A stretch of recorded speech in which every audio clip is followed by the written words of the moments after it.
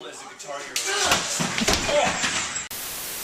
story of Rooster Teeth is the story of two groups of friends coming together to create a show, united by a common person, Burnie. So in many ways, the origin of Rooster Teeth is the origin of Burnie. But how did he get started? Well, it all started many years ago, when Burnie was a kid in the 1800s. Burnie Burns was originally from upstate New York, but moved to Texas when he was young. And when he got there, he was insanely, disgustingly disappointed with Texas. Can you guess why? Horses. He was disappointed because there were barely any horses. Because Burnie just assumed that everyone in Texas just rode horses to school. So he was like, what? People use cars here? But he went to Elsec High School in Houston, which took on the color light blue, which is why Church, Burnie's character in Red vs. Blue, is light blue. So we're already seeing parts of Burnie's early life influencing Rooster Teeth, which is something you'll see a lot in this video. It was also in this school that Burnie got his nickname, Burnie. Because Burnie isn't his real name, it's actually Michael. But because there were like 70 Michaels at his school, all the nicknames like Mike, Mikey, and Mickey were all taken. So they just called him Burnie because of his last name, Burns. So if there weren't a million Michaels at his school, we'd probably be calling him Mickey Burns right now. But when they started calling him Burnie, he hated it, and he was like, that's a stupid name, that's not gonna stick. And when graduation was approaching, he had to make a decision about what to do with his life. Burnie was always lumped in with the smart kids, and it became part of his identity. And because of stereotypes and peer pressure, he applied to study pre-med to become an orthodontist. Not because he liked medicine, but because he just figured that's what smart kids do, so he needs to do it too. So he applied to Notre Dame, a really prestigious school with a very low acceptance rate, and actually got accepted. I know we seem kind of dumb on the podcast, especially with certain things, like, for example, a giant chocolate bar shaped like a triangle, but Burnie's actually a pretty smart dude. But because he couldn't afford to go to Notre Dame, he went to the University of Texas instead, which sucked because Notre Dame is such a good school. But if he had gone there instead of UT, he wouldn't have met the people who would later help him make Red vs. Blue. So he went to the University of Texas and studied pre-med for years, until one day in the early 90s, the internet revolution happened. It went from this novelty thing like, what's the internet? Oh, is this weird thing where you find pages on a computer? To now, everyone has an email address, everyone is surfing the web, internet and computer jobs are now highly in demand, and the internet was becoming a huge part of everyday society. And what Burnie saw was a technological revolution. He knew that this internet would change the world, and he wanted to be a part of it.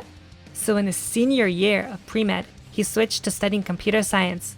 So basically, Burnie spent years busting his ass trying to become a doctor, taking a ton of pre-med classes and blowing a ton of money, only to switch at the last minute. But switching to computer science ended up being a really great choice for him. Because he had taken so many classes already in his pre-med years, he just used those as his elective credits, meaning he had a ton of free time. And being super into movies from a young age, he wanted to spend that free time learning how to make movies. And the university did offer lots of classes for film students, but Burnie thought to himself, why would I spend money to sit in a class about movies when I could just use that money to make the actual movie and learn from that? Flawless logic, Burnie. But because he didn't take those classes, he didn't know shit about making a film. So he looked for film students to help him. And he looked into joining TSTV, the Texas Student Television Program, a TV station run by students. They had the equipment, so he figured he should just go to them. And when he arrived at the TSTV HQ, it was a dingy old basement with only a handful of people. And it was in this basement where he met none other than Matt Hullum, who would later become the voice of Sarge and Burnie's longtime production partner and friend. Here at TSTV, Burnie started a show, Sneak Peek, a movie review and entertainment show purely for the purpose of getting free movies. Hi, and welcome to Sneak Peek. This is the pilot episode of TSTV's movie review show. Today we're going to go a little bit out from our... This is also where the famous Burnie interviewing Adam Sandler video came from. Sneak Peek is still going on at TSTV right now, and is now the longest running show in the station. So in the end, Burnie was a huge contributor to the program, helping TSTV grow from around 6 people in a tiny basement to a full-on TV station. This growth also contributed to Rooster Teeth, because TSTV was later worked on by people like Lindsay, Aaron, Brandon, and Miles when they were students at UT. But back to Burnie's movie. This was a couple years after Robert Rodriguez made the movie El Mariachi, which he made on a very low budget, but got insanely popular. And Burnie and Matt looked at this, saw that despite being very low on cash, the movie still took the world by storm, and thought, I want to do that. So they came up with the idea for the movie, The Schedule, which, according to IMDb, is a movie about a random, normal dude who's forced into reaping the souls of the damned. But, because this was the 90s, making movies was unsurprisingly way more difficult back then, especially because they had to shoot everything on film.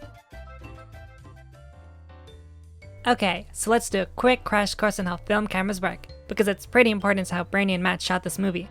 Film cameras use film, obviously, but the way that it works is that the film has a material that's super sensitive to light, and when you put it into a camera and take a photo, the shutter opens for a split second, exposing the film to light.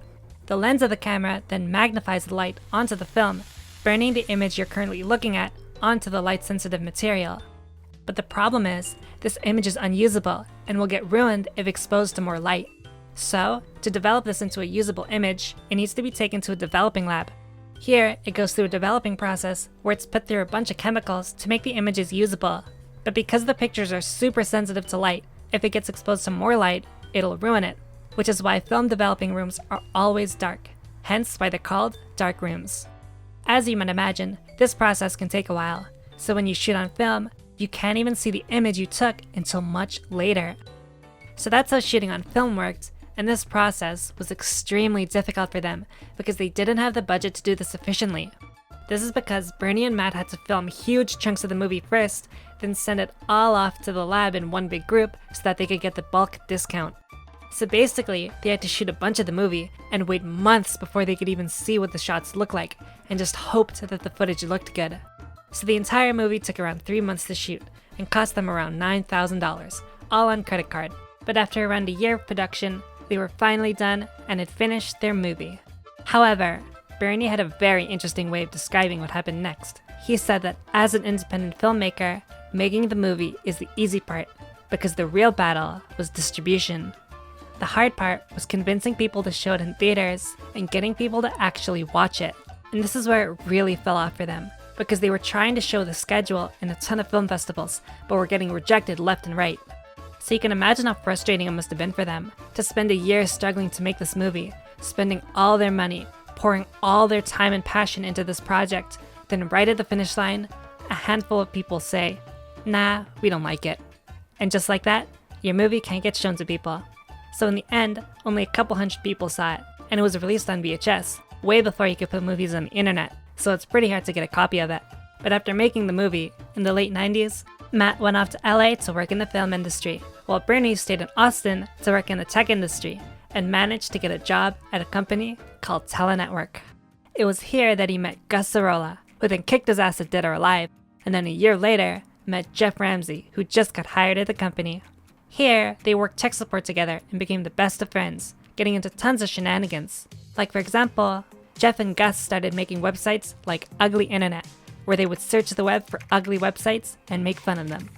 It was also here that Jeff got death threats from that one really angry dude. Go watch the Jeff video to find out that story. But they eventually started the website Drunk Gamers, where, as the name implies, they would get absolutely hammered and then review video games. Here, they each had their own roles on the site, Gus being the PlayStation guy, Jeff being the GameCube guy, and Burnie being the Xbox guy. And being the Xbox guy, he of course wrote and made videos about Halo, and even started recording himself playing the game and posting highlights, which would lead to a cute little show involving Halo. See if you can guess which one. But before that, Burnie had the idea to make a parody video about the Apple Switch ads. At this point, it was the early 2000s, and Apple had released their Switch commercials, where they showed commercials of people switching from Windows to Macs, talking about how much they liked Apple computers better. And Burnie wanted to make a parody of this, where Gus would play a gamer who switched from gaming on a PC to a Mac, and sarcastically talked about how much better gaming on a Mac was. The confusing thing about PCs is just, you go to the store, and there's just so many games. But on the Mac, there's just 6. And you know which ones are good, because you've already played them all in the PC like 5 or 6 years ago. It's a pretty funny video, and when they put it on the internet and linked the downloader on the web, it exploded and went super viral. It was getting shared all over the place, and they were absolutely blown away, even getting contacted by super popular magazines who wanted to promote them, which was really exciting because that's some really good exposure for their website. But all of that was nothing compared to what happened next. Because all of a sudden, Burnie got a call from Matt Hullum, all the way from LA. And when Matt called him, he was like, "Hey Burnie, I just saw this video of Gus. Was this you guys?" Because Matt, all the way in LA, had seen the video on his own, saw Gus, and recognized that the jokes were in Burnie's writing style, and suspected it was him. So Matt called Burnie and was like, "Did you guys make this?" And this was the light bulb moment for them. This was the moment when they realized what their next steps needed to be. Because now it may not seem very special. Like, yeah, of course a viral video is gonna get spread across the internet. Duh. But you have to remember that this was the early 2000s. Viral videos on the internet were really unheard of. So when Matt, halfway across the country, saw the video on his own, they realized how powerful the internet was. As filmmakers, they struggled so hard to get their movies shown in theaters and film festivals, getting rejected again and again, having to fight just to get people to see the movie. But on the internet, you can post something, and people would share it on their own, and it would spread organically. And it was this moment that started Burnie's focus on internet videos. So with this newfound knowledge, Burnie started a new show, this time making it purely for the internet. And when he needed some help, he pitched the idea to Jeff and Gus, and they were like, "Huh? You want us to make videos using the video game, but it's not about the video game?" And Burnie was like, "Okay, I know it sounds weird, but we're gonna make our own show, but use Halo to animate it. Here, I got a video to show you what I mean." And what he showed them was the trailer for Red vs. Blue.